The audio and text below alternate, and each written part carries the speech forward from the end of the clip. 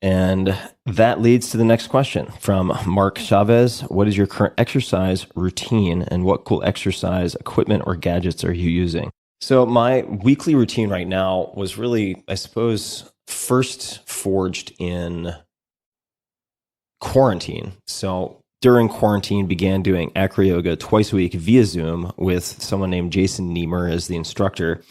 And practicing with my girlfriend provided us both with physical contact, additional just physical contact and play, several hours of additional contact and play per week, but also gave us a fantastic way to move because there are forms of exercise that really don't entail a lot of movement through space.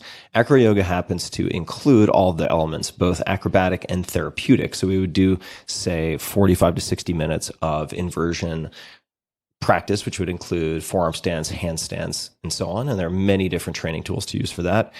Then do what is known as L-basing, where I'm on my back holding my girlfriend in the air with my feet and hands, and we have different roles and responsibilities in that dynamic. And then doing some version of Thai massage, often with traction, towards the end of that workout. And it's the combination of the sort of sympathetic activation and parasympathetic off-ramp that I think leads to a great sense of well-being physically and emotionally for the rest of the day.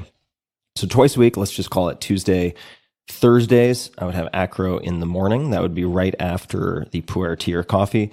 Then twice a week, currently, this is post-COVID, climbing. So I do bouldering and also top roping. I haven't done my lead climbing cert yet, so I'm not lead climbing. And have really been enjoying doing that. And the two combine very well. Acro is really very much pushing based. So you're going to be pushing away or stabilizing with a pushing movement of some type with both your arms and your legs. Of course, in rock climbing, you do have pushing in the legs, but it is largely pulling otherwise. And so I find that that tends to balance out the, say, antagonistic muscle groups so that you don't develop, if you approach it in a moderate way, which I am, you don't develop the repetitive stress, pain, and injuries that have plagued me for most of my life by the virtue of overdoing things, or I should say the vice of overdoing things. So even though my body might be able to handle climbing 3 or 4 times a week, I am limiting myself to twice a week.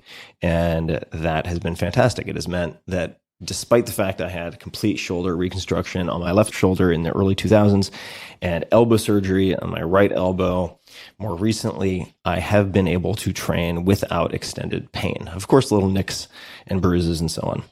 So we have climbing twice a week, we have acro twice a week, and then we have weight training, typically of some type, 1 to 2 times per week. This is nothing fancy. It's something along the lines of, say, an Occam's protocol in the 4-hour body or kettlebell swings. It's very basic. It's generally going to be 20 to 40 minutes, and it is for the purpose of injury prevention, first and foremost, not performance enhancement.